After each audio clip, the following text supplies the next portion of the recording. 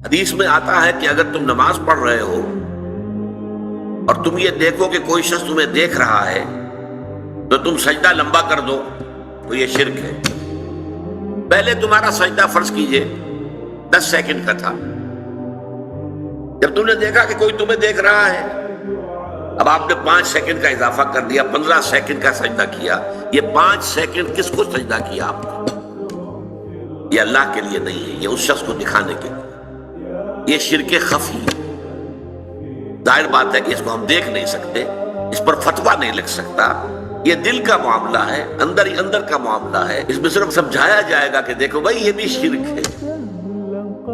حضور نے فرمایا کہ شرک خفی کو پہچاننا اتنا مشکل ہے جتنا کہ کسی گم اندھیری رات کے اندر کسی سیاہ پتھر پر چلنے والی سیاہ چیونٹی کو دیکھنا مشکل ہے۔